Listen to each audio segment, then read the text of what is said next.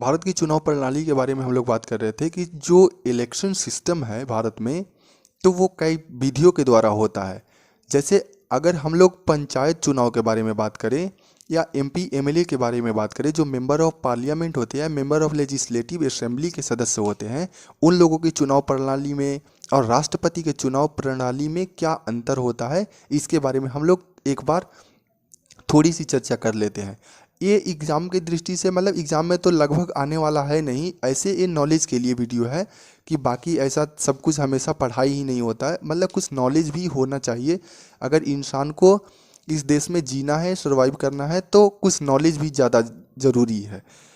कि अच्छा, चुनाव प्रणाली में होता क्या है, तो अगर हम लोग पंचायत चुनाव में जैसा देखते हैं कि चुनाव प्रणाली क्या होता है, तो इसमें होता है फर्स्ट पास्ट द पोस्ट। मतलब कि क्या होता है कि अगर विजेता वो घोषित होगा जिसको एक मत ज़्यादा प्राप्त हो जाए, अपने हारने वाले मतलब कि प्रतिद्वंदी से एक मत अगर ज़्यादा प्राप्त हो जाता है तो वो विजयी घोषित कर दिया जाता है।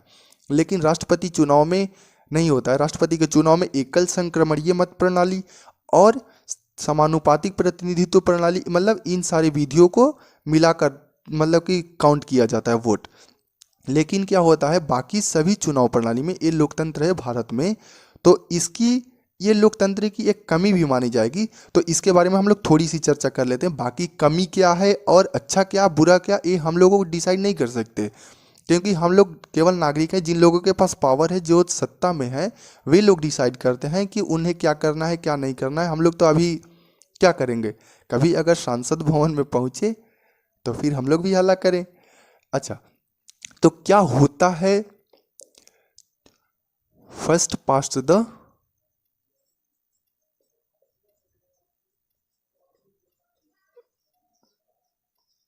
फर्स्ट पास्ट द पोस्ट, ये क्या होता है, चुनाव की एक प्रणाली है। चुनाव की एक प्रणाली है, यही तो लिखेंगे।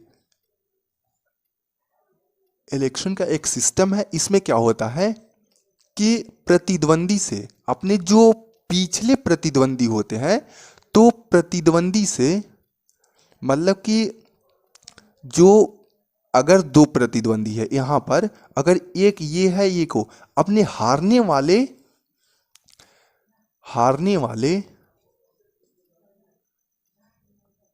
जो जस्ट, मतलब क्या होगा इसमें, क्या लिखे कि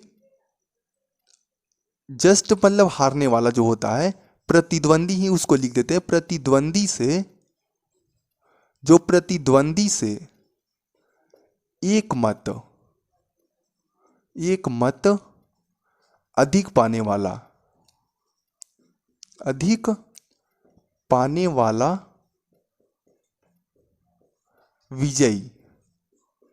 विजयी घोषित, यही तो होता है। अब तक तो हम लोग यही देखते आए हैं कि क्या होता है कि अगर जैसे ये है कि अगर किसी मतदाता क्षेत्र में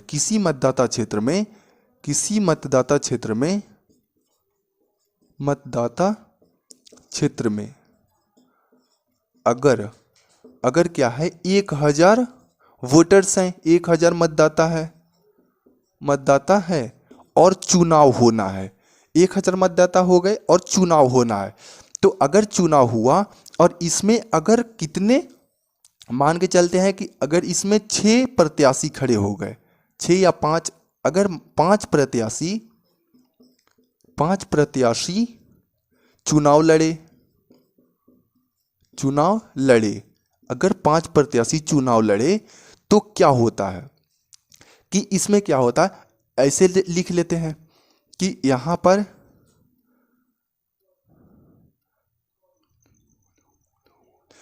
ऐसे करके कि अगर ABCD कर लेते, नाम से अच्छा, अगर किसी का नाम अगर आ जाए तो उसको बुरा भी लग जाएगा कि यार हमको वोट कम मिल गया।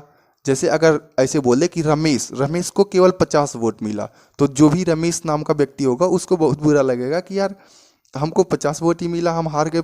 ऐसे पढ़ाई के मतलब चुनाव में ही हार गए, रियल में हारने जैसा फील होगा। तो AB ऐसे रख लेते। AB से तो किसी का नाम नहीं होता, किसी को हट नहीं होगा।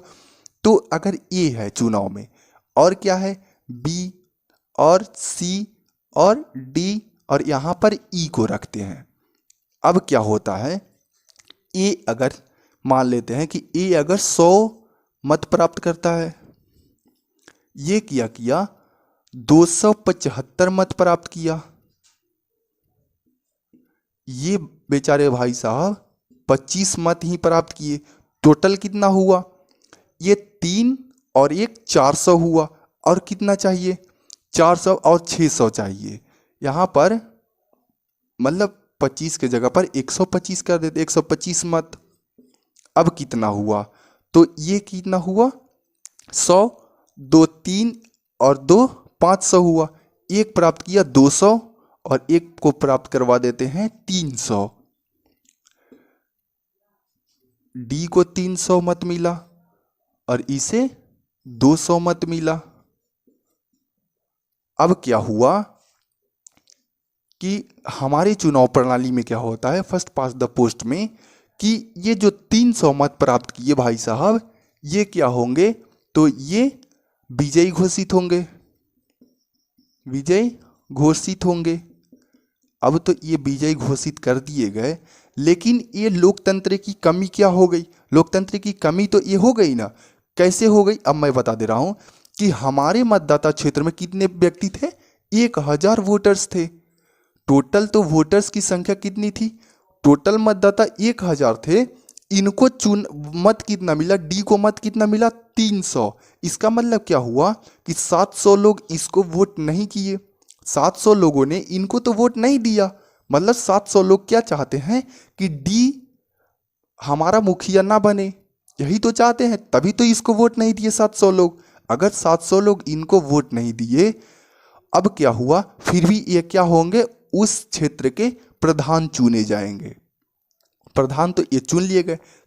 अब क्या होता है, अगर 1000 मतदाता में लगभग, लोकतंत्र में क्या होता है कि बहुमत के आधार पर शासन किया जाता है। यही तो है कि लोकतंत्र में बहुमत का शासन होता है, का शासन होता है। क्या यहां पर बहुमत है, बहुमत नहीं है। क्यों, क्योंकि 1000 में बहुमत क्या होगा, बहुमत अगर देखें ऐसे तो ये प्रथा चली आ रही है, तो ये तो अच्छा लगता है कि चलो ये तो जीत ही गया, ऐसा तो लगता है। लेकिन क्या ये रियली में जीता, अगर हम लोग देखें तो 1000 में बहुमत क्या होगा कि 501 व्यक्ति, मतलब अगर 50% प्लस 1 अगर व्यक्ति होता है वो बहुमत होगा। अगर 1000 व्यक्ति है, 1000 में 50 मतलब 50% मतलब 500, और कम से कम एक व्यक्ति ज़्यादा अगर चला जाए, आधे से एक व्यक्ति भी अगर सपोर्ट कर दे, वो बहुमत होगा। 1000 लोगों में केवल 300, और वो बहुमत कहाँ से हुआ, बहुमत तो होगा नहीं। तो बहुमत क्या होगा, 50% प्लस 1, ये हुआ बहुमत। इसको तो हम लोग बहुमत बोलेंगे।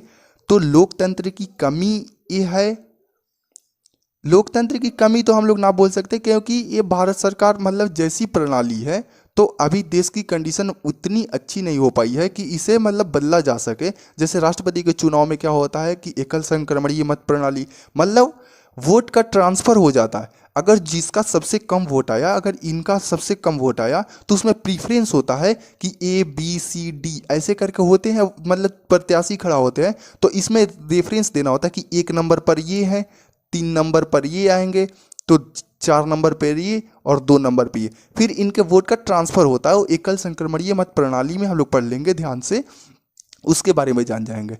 लेकिन ये क्या है कि 1000 मतदाता का 1000 में केवल 300 लोगों ने इनको पसंद किया, और ये मालिक बन बैठे, और 700 लोग इनको पसंद करते ही नहीं हैं। 700 लोग इनको पसंद ना करते हैं, फिर भी ये क्या बन जाएंगे, मालिक। तो ये होता है फर्स्ट पास द पोस्ट।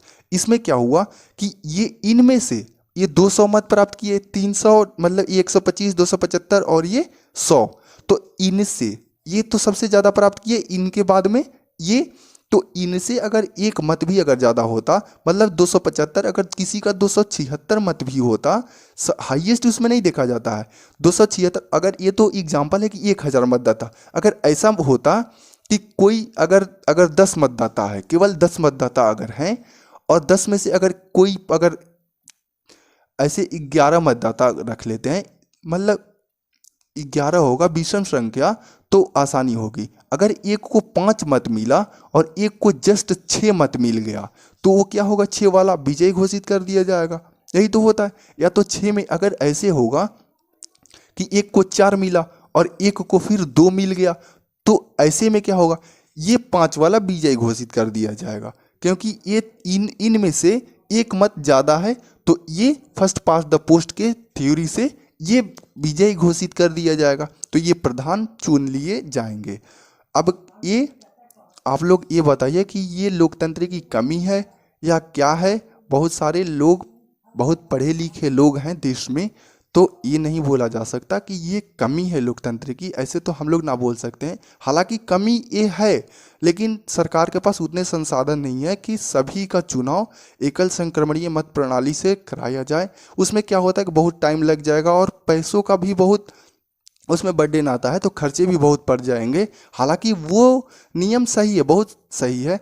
तो देश का जो सर्वोच्च होता है राष्ट्रपति, वो तो वैसे चुना जाता है, बाकी ये सभी लोग जो हैं ऐसे ही चुने जाते हैं फर्स्ट पास्ट द पोस्ट से, मतलब कि अपने प्रतिद्वंदी से केवल एक वोट ज़्यादा जो पा लिए वो क्या होंगे, विजयी घोषित कर दिए जाएंगे। फिर इसके बाद में अगर हम लोग फिर और कभी टाइम मिले तो फिर एकल संक्रमणीय मत प्रणाली और समानुपातिक प्रतिनिधित्व प्रणाली के बारे में चर्चा करेंगे, जिस प्रकार से राष्ट्रपति का चुनाव होता है। धन्यवाद।